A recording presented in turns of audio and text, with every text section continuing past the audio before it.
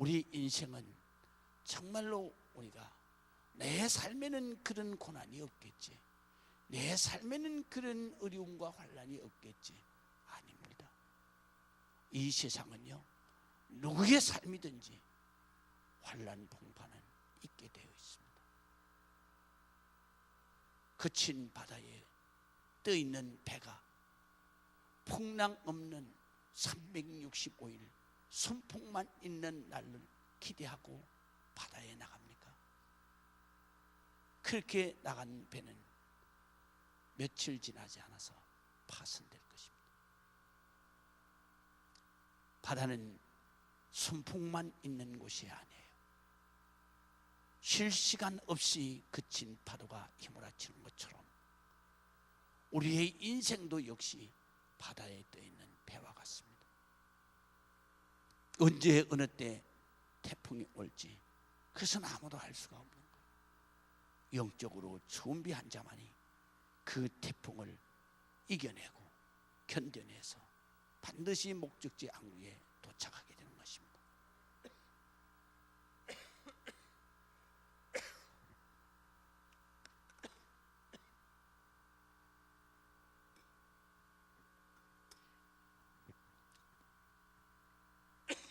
죄송합니다. 인생도 마찬가지입니다. 성경 가운데서 이러한 고난의 삶을 승리한 그러한 그리고 위대한 삶으로 성화시킨 드라마틱한 그러한 삶이 있습니다. 이것이 우리가 오늘 생각해야 할 인물인데요, 요셉이라는 사람입니다. 요셉은 고난과 연단의 연속이었습니다. 또 뿐만 아니라 누구 못지않게 환난과 고통을 살은 삶이었습니다. 요셉은 여러분들이 잘 알다시피 부요한 야곱의 막내 아들이었습니다. 요셉이 부모에게 특별한 사랑을 받는 이유가 있습니다. 그것은 뭐냐 하면 요셉이 하란으로 도망갔을 때, 그때 야곱이 하란으로 도망갔을 때 그때 요셉의 엄마였던 라헬을 처음 만나게 됩니다. 그때 바로 야곱은 라헬의 첫눈에 반해요. 그리고 그 외삼촌에게 라헬과 결혼하게 해달라 합니다. 그때의 외삼촌은 그냥 공짜로 안 된다 그랬습니다. 그리고 이 딸을 데려가려 그러면 7년 종살이를 해라 그런 거예요. 사랑하니까. 그래서 성경에 보면 그 여자 하나를 위해서 7년 종살이를 하는데 7년을 하루같이 보냈다 그랬습니다. 할렐루야. 이게 사랑의 힘이죠. 그리고 이제 첫날 밤에 들어가서 잤는데 뜻밖에도 레아가 들어왔습니다. 그래서 외삼촌에게 항의를 했지만 언니를 두고 동생이 먼저 가는 법이 없다 해서 내가 정말 라헬하고 결혼하려고 그러면 7년을 더 머슴살이를 해라. 그래서 사랑하는 여인 때문에 14년을 종살이를 하고 그리고 결혼을 하게 되는 것이죠. 그러니까 라헬이 얼마나 야곱이 사랑하는 여인이었겠습니까? 여러분들도 그런 남자 있었으면 정말 좋겠죠. 그런 남자 있으면 정말 좋겠죠. 그런데 그 라헬에게도 순풍의 날만 있는 줄 알았는데 그렇지 않았어요. 하나님이 사랑하시는 자는 항상 고난이 있습니다. 아이를 못 낳는 거예요. 언니는 그리고 또 자기 몸종이었던 그러한 여인들은 다 자식을 낳아요. 근데 자기는 못 낳아요. 얼마나 밤마다 새벽마다 하나님 앞에 눈물로 기도했어요. 할렐루야. 눈물로 기도하고 하나님 자식 하나만 해달라고. 응? 남들 다 낳는데 나는 왜 못 낳느냐. 얼마나 슬픈 기도를 했겠습니까? 그래서 드디어 난 아들이 바로 요셉인 것입니다. 여러분 기억하세요. 위대한 자식은요, 많은 준비 가운데서, 준비 기도한 가운데서 난 자식이 위대한 자식이 되더라고요. 그 중에 바로 요셉이, 그 중에 바로 사무엘이 있어요. 다 기도하고 눈물로 기도해서 낳은 자식이에요. 그 자식을 일찍 낳는 것도 축복이지만 기도로 준비해서 낳은 자식도 더 큰 축복이다. 할렐루야. 그것을 보면 고난을 통해서 낳은 자식은 위대한 자식이 되는 거예요. 인생도 마찬가지예요. 순적하게 사는 삶이 위대한 사람은 한 명도 없어요. 이 세상에 위대한 인생을 사는 사람은 다 고난을 통해서 바로 성숙하여진 인생이 위대한 인생을 사는 거예요.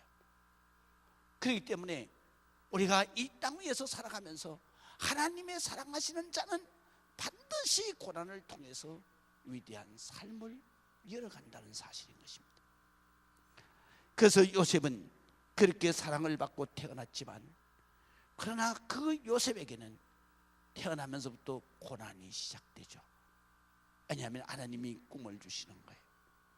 그래서 앞으로 장래에 위대한 지도자가 된다는 꿈이었습니다. 곡식 12단 가운데 자기 곡식단이 하나 있는데 다 절을 하는 거예요. 그것은 바로 지도자가 된다는 얘기죠.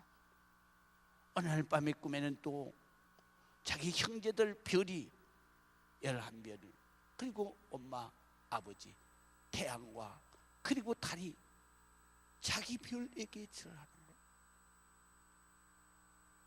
그 얘기를 하니까 아버지가 깜짝 놀라면서 그거 절대 소문내지 마라. 소문내지 마라 할 때는 이미 늦은 거예요. 다 알아버린 거예요. 그러니까 형제들이 다 미워하는 거예요. 아, 저 꼬맹이가 말이야 우리의 왕이 된다고. 아, 저 꼬맹이가 아이고 저거 교만해가지고. 그리고 미워하면요, 사람은 미워하면요 자꾸 미움이 커집니다. 사랑도 똑같아요. 사랑을 하면 자꾸 사랑이 커지는 거예요. 미워하면 자꾸 미워지는 거예요.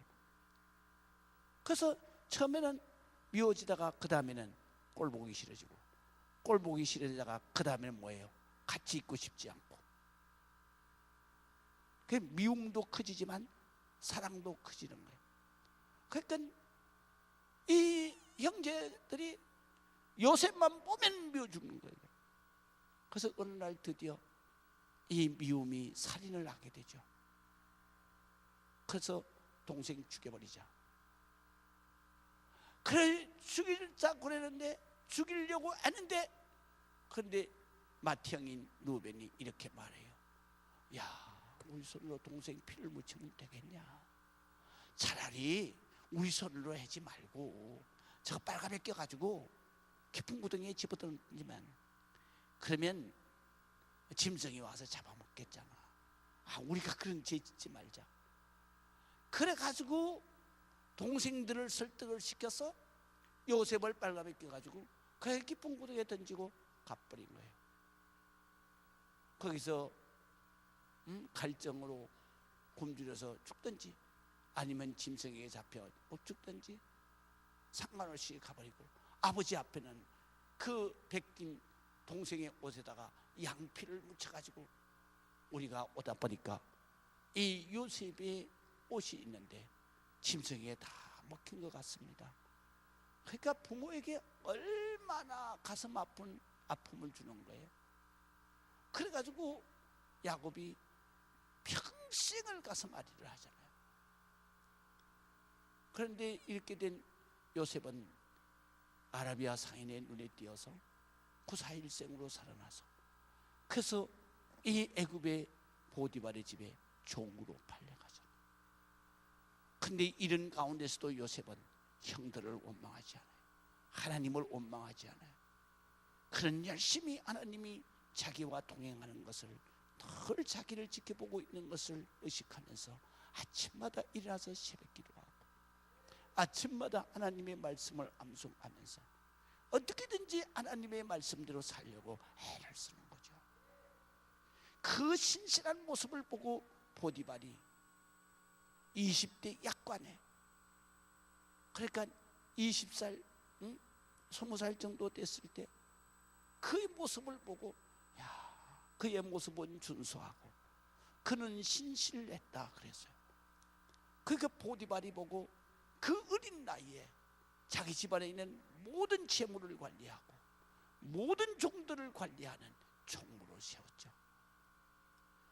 그 얼굴이 준수하고 그걸 보니까 누가 또 탐을 내겠습니까? 보디발의 젊은 아내가 군침을 흘리다가 어느 날 종들이 다 나간 그 틈을 타서 이 요셉을 끌어들여서, 남자가 여자를 급간하는 것이 아니라 여자가 남자를 급간하는 거예요. 그때 옷을 벗기고 달라드니까 요셉이 이렇게 지혜로운 말을 합니다. 뭐라고 말하냐면 보디발의 아내에게 이러면 안 됩니다. 내가 믿는 하나님이 지켜보고 계십니다. 그 앞에 내가 죄를 질 수가 없습니다. 그러니까 그래도 달라드는 거예요. 그까지 하나님 그러면 달라드는 거예요. 그러니까 다시 또 이 요셉이 보디발의 아내를 또 설득을 해요.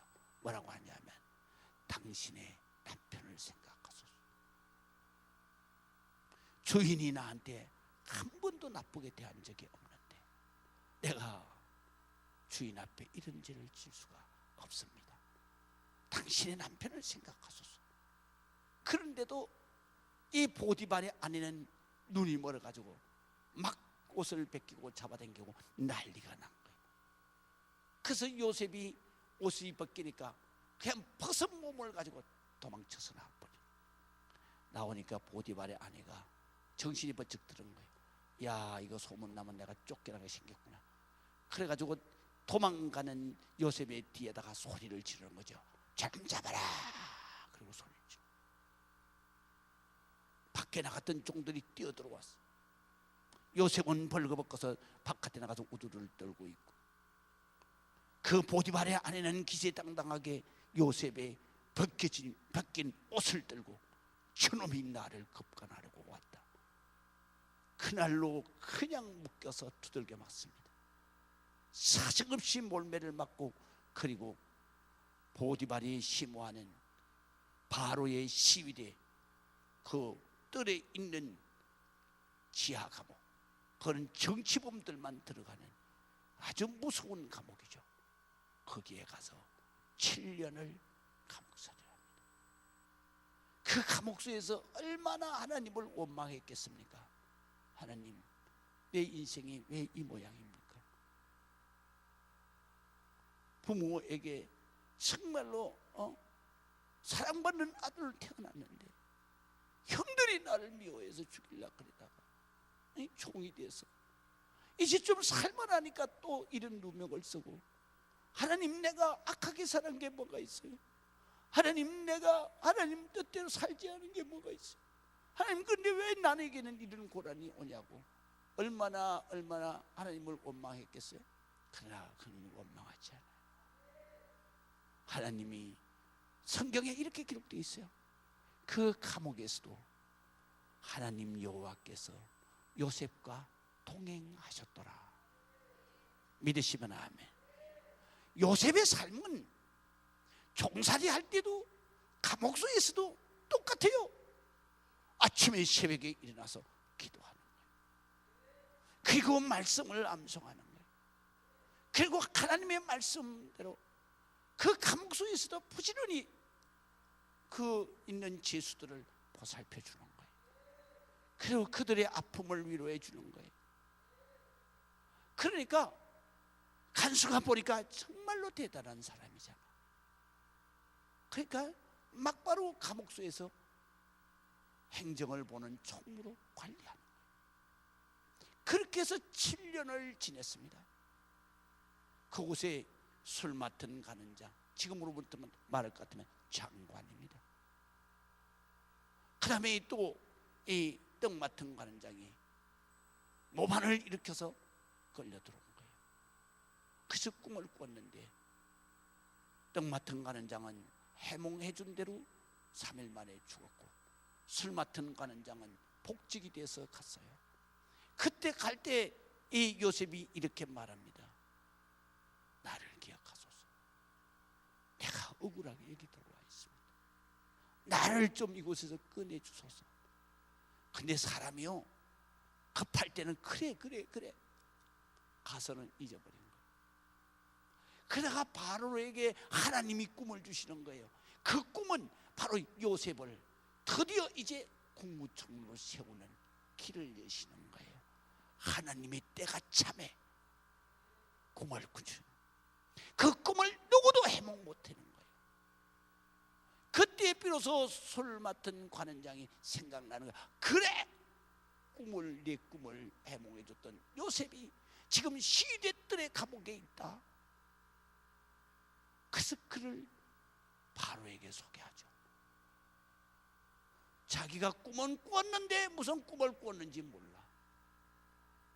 그 꿈을 해몽을 하잖아요. 그래서 그 자리에서 막바로 국무총리가 되는 거예요. 그때 나이가 31세. 할렐루야. 우리는 이 땅 위에서 살아가면서 고난과 환난과 역경이 없는 인생은 하나도 없다. 만약에 그런 인생이 있다면 그 인생은 환난, 그 인생은 바로 멸망의 인생이다.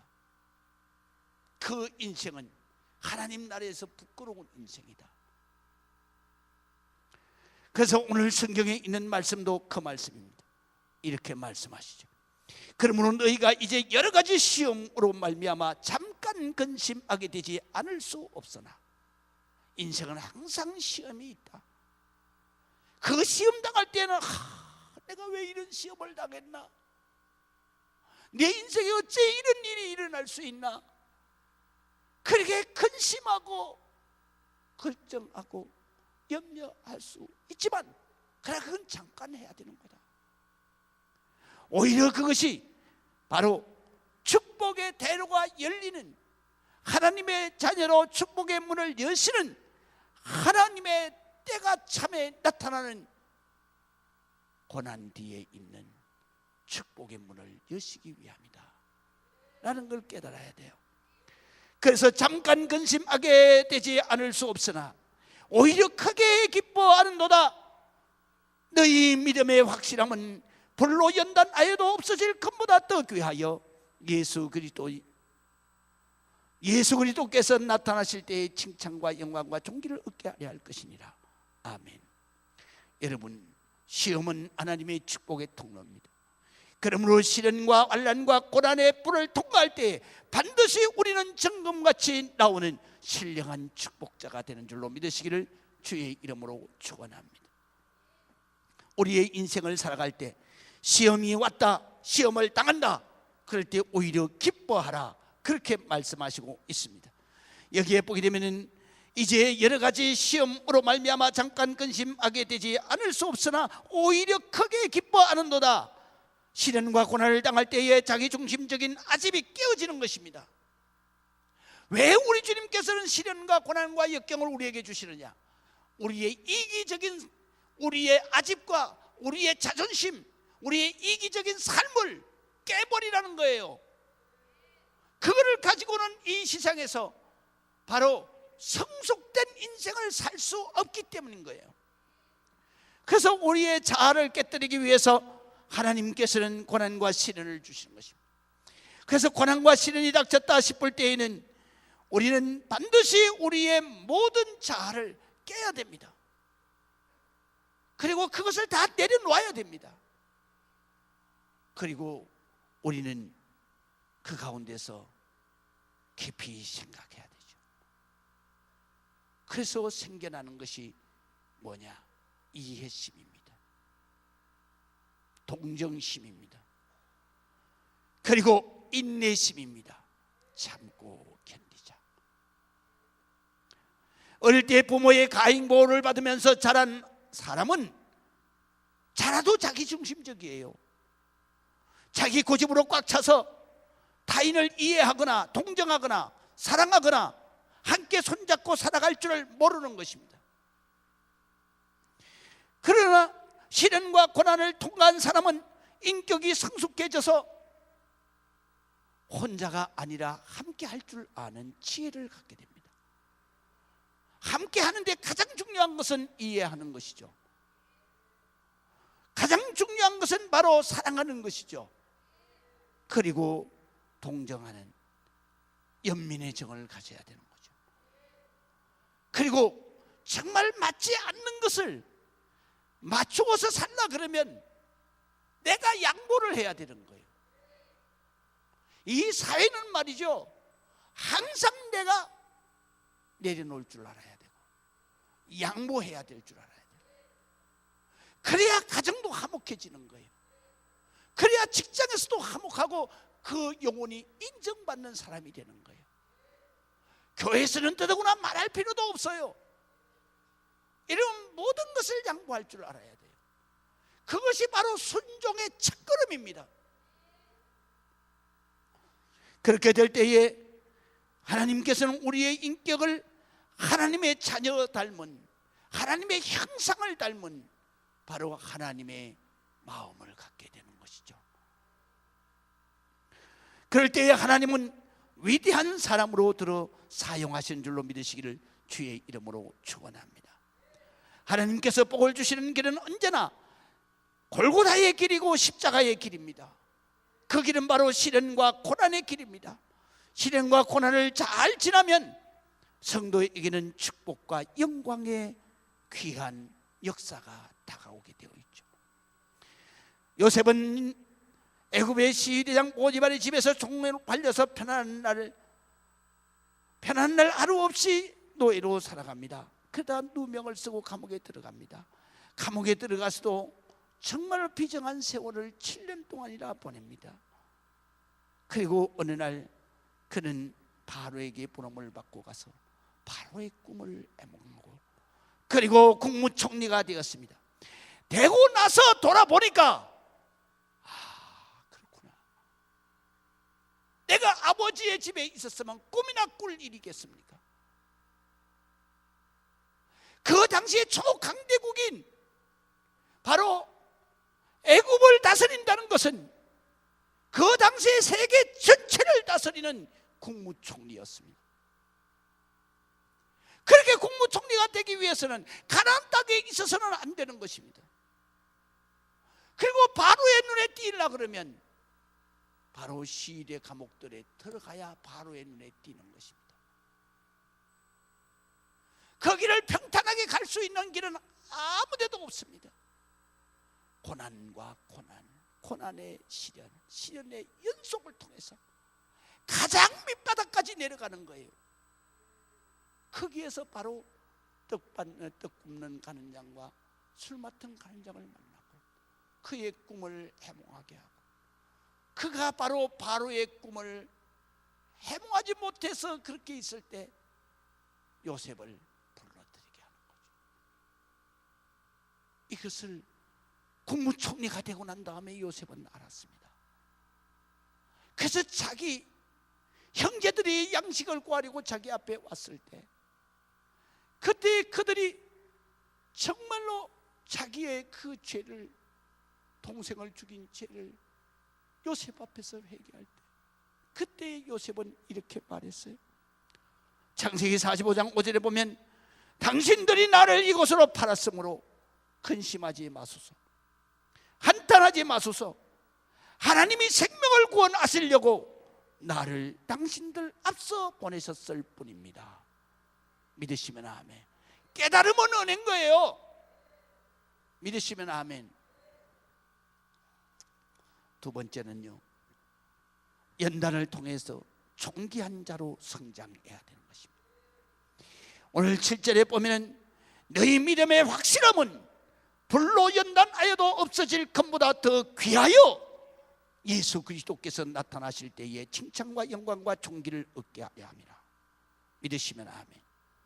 여러분, 정금은요 그냥 가만히 돌 속에 있으면 정금이 나올 수가 없는 거예요. 불로 그냥 2000도가 넘는 불로다가 지져야 나오는 거예요.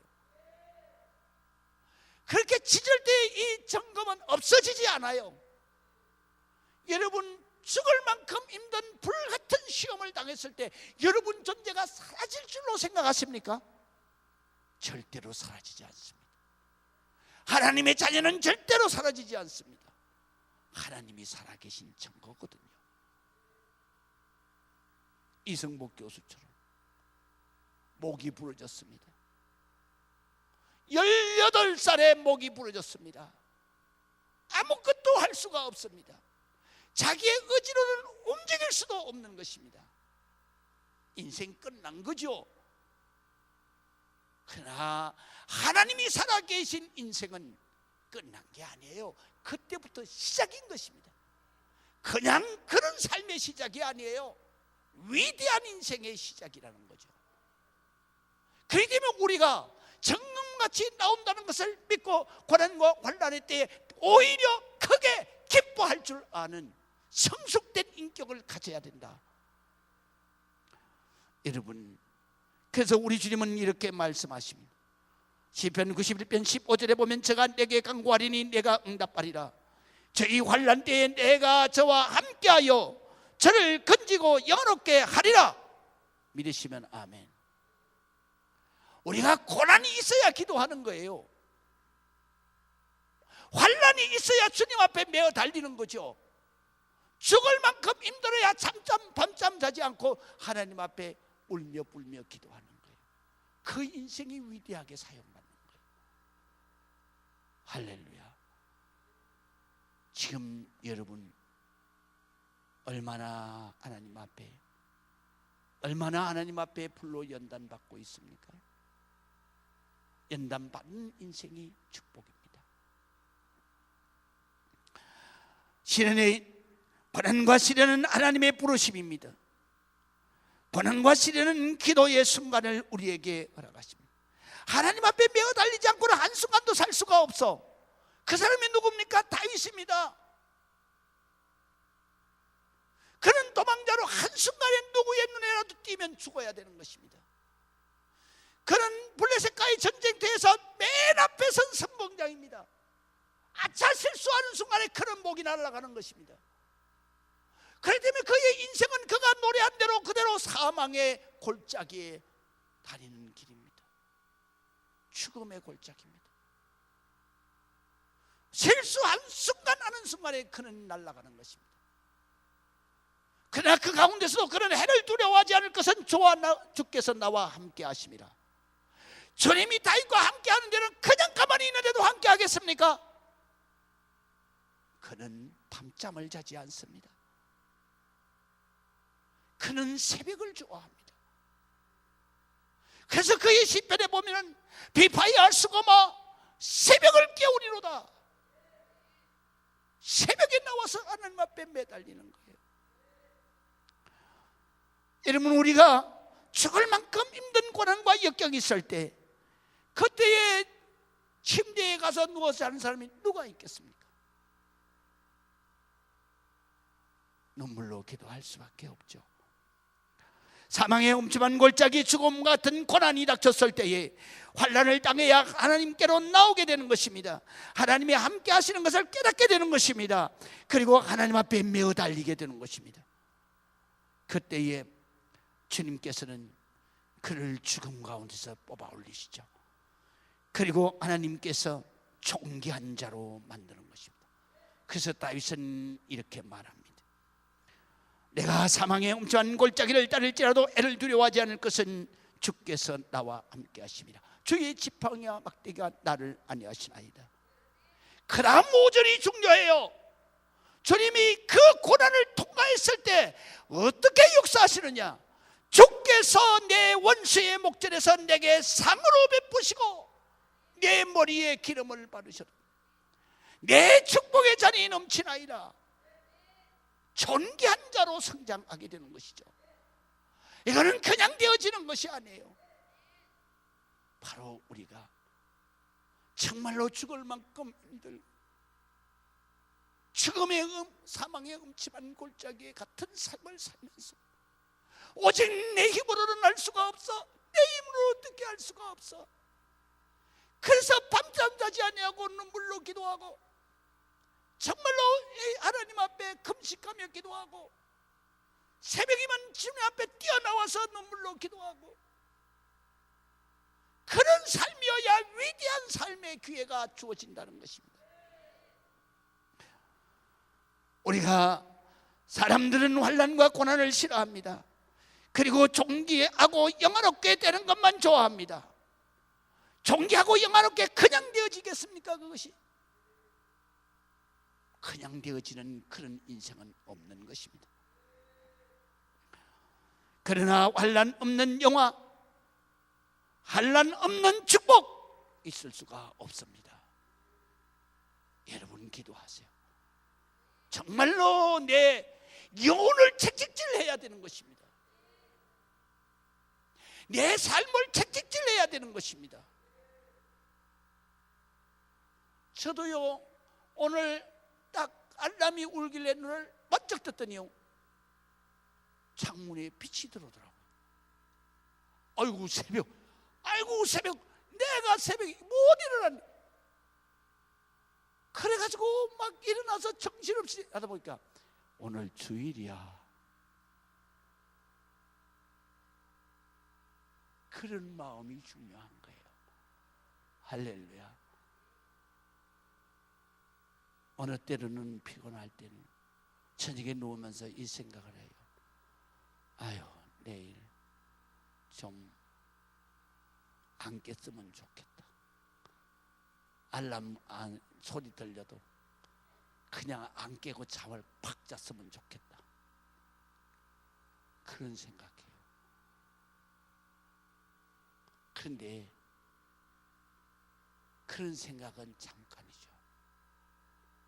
내가 새벽 기도 안 하면 주님이 나를 얼마나 채근하실까. 할렐루야. 저는요, 어릴 때부터 새벽 기도 좋아했습니다. 왜 좋아했는지 아세요? 내가 사는 게 죽을 만큼 힘들었거든요.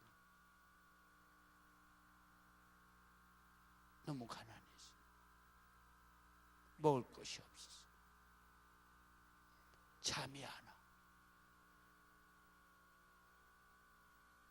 목회를 할 때는 하루도 편할 날이 없었어요.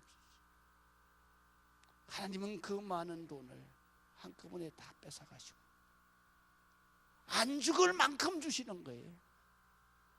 안 죽을 만큼 주시는 거예요. 그게 오늘까지입니다.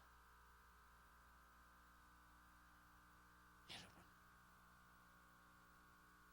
그리고 좀 숨 좀 쉬자 그러니까 또 우리 집사람 갚버리잖아요.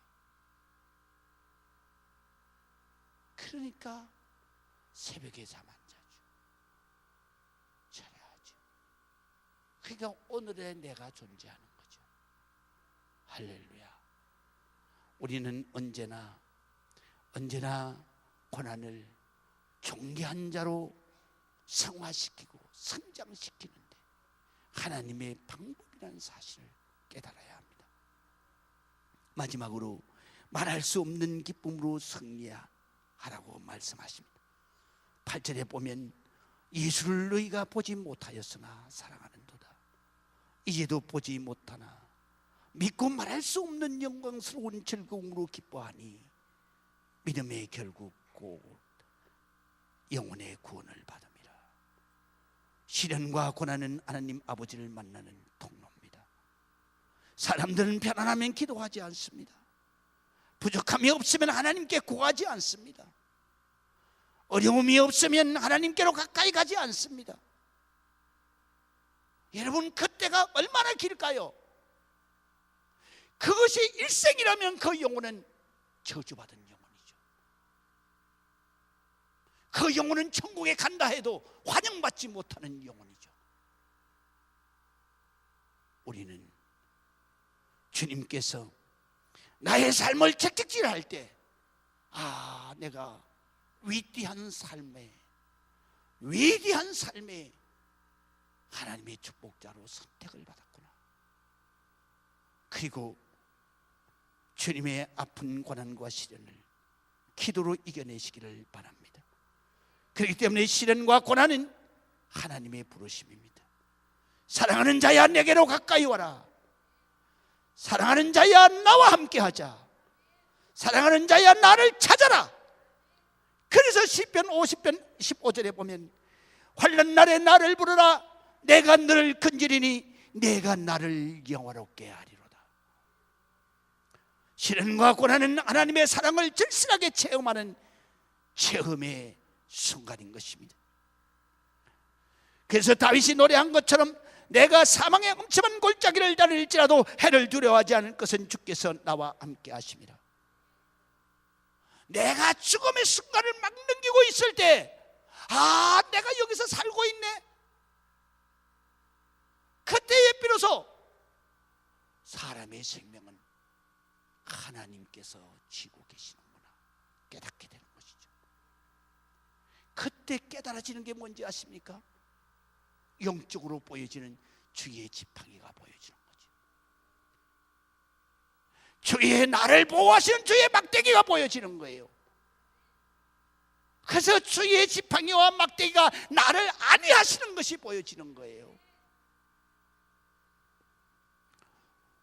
우리는 사망의 음침한 골짜기로 내려가야 주님을 만날 수 있습니다. 우리는 사망의 음침한 골짜기로 내려가야 하나님의 역사를 체험할 수 있는 것입니다. 사람들은 이 세상에서 부귀, 영화, 공명 누려 살려고 합니다. 그런데 여러분, 부귀, 영화, 공명을 누리고 살면서 등 따스고 배불러 보세요. 여러분 하나님 찾겠습니까? 하나님 안 찾습니다. 하나님을 찾아도 근성으로 찾습니다. 여기에 있는 여러분들처럼 그저 일주일에 한 번씩 매 안 맞으려고 여기에 앉아서 그냥 설교의 말씀이 내 가슴에 꽂히든지 말든지 찬송을 불러도 눈물 한 방울 납니까? 기도를 해도 근성입니다. 듣는지 말든지. 그래서 겁이 나서 그냥 한마디 하는 거죠. 그래서 어떻게 주님을 만납니까? 그래서 어떻게 주님의 은혜를 체험합니까? 시련과 환난과 고난을 통해서, 그래서 하나님 앞에 나온 사람은 마음이 달라집니다. 그는 시련과 환난과 고난에 부딪히면은 이 모든 근성으로 하는 것이 다 사라지는 것입니다. 그리고 앉는 순간에 기도하지 않아도, 찬송 부르지 않아도, 말씀 듣지 않아도 앉는 순간에 그저 주님의 임재를 체험하면서 아버지 나왔어요, 나왔어요. 통곡이 절로 나오는 거죠. 주님 나 막대하시면 나 갈 데 없어요. 그 인생이 위대한 인생을 사는 거예요. 시련과 환난과 고난이 닥쳤을 때에 그 영혼은 그때에 마음에 말씀이 부딪히는 거예요. 내가 잘못 살았구나. 내가 잘못 살았어. 그래서 진정한 회개가 나오는 거예요. 여러분, 진정한 회개가 없이 어떻게 주님을 만나요? 진정한 회개 없이 어떻게 성령이 임하요? 진정한 회개 없이 어떻게 축복의 대로가 열리고, 진정한 회개 없이 진정한 기도가 어떻게 드려질 수 있어요? 그렇기 때문에 우리가 고난과 환난과 시련을 만날 때 진정한 회개가 일어나는 것이고, 거기에서 주님을 만나게 되는 것이고, 거기에 성령이 임하는 것이요, 거기에 여러분의 인생이 바뀌어지는 것이죠. 여러분 지금 죽을 만큼 힘든데도 지금 주님 앞에 안 나오잖아요. 가슴 치고 회개하지 않잖아요. 지금 자식이, 남편이, 정말 내 건강이 지금 그 지경이 됐는데도 왜 기도하지 않습니까? 왜 지금도 근성으로 앉아있냔 말이죠. 매달려야죠. 기도해야죠. 할렐루야. 주님이 주시는 고난은 축복의 통로입니다. 주님이 주시는 시련과 고통은 바로 하나님께서 위대한 인생으로 가는 길을 여시는 순간이죠. 성도는 그 고난을 그 시련이 닥쳤을 때에 절절히 사무치는 찬송을 하는 것입니다. 어떻게 주님 앞에 찬송하는데 눈물 한 방울이 안 흘려지나요? 그래서 주님은 그런 심령을 안타깝게 이렇게 말해요. 너희가 마지막 때에는 아무리 피리를 불어도 우는 자가 없어. 감정이 메마르고 영성이 메마른 시대가 온다. 그때가 바로 오늘날인 것입니다. 여러분들이 지금 여러분의 심령에 영성이 메말라 있지 않아요? 여러분의 감성이 지금 다 사막같이 되어 있잖아요. 그렇게 은혜로운 찬송을 부르는데도 얼굴의 표정 하나 바뀌지 않아요. 얼마나 주님이 기가 막히게 하겠어요. 내 심령이 화인을 맞지 않았나? 그리고 내가 오늘 될지 내일 될지 모르는 주님 앞에 서는 순간에 여러분 주님 앞에 나가서 뭐라 말할까? 주님 앞에 가서 내가 뭐라고 말할까? 우리는 하루를 살더라도 주님 배울 때 환영받는 영혼이 되어야 되는 것입니다. 부자로 안 살아도 돼요. 대통령 장차관 안 해도 돼요. 우리는 주님 앞에 설 때에 주님 앞에 환영받는 영혼이 되어야 되는 거죠. 우리가 환난과 고난, 역경이 닥쳤습니다. 죽을 만큼 힘들 때 우리는 등 따숩고 편안한 침대가 아니라 싸늘하니 성전에 와서 땅을 치며 울어야 되는 거죠. 통곡이 여러분의 축복의 문을 열고 여러분들이 하나님 앞에 와서 통곡할 때에 환난의 먹구름이 그치고 여러분의 인생, 여러분의 자식의 인생이 축복의 통로로 들어서게 되는 것입니다.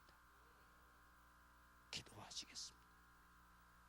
하나님 은혜를 감사합니다.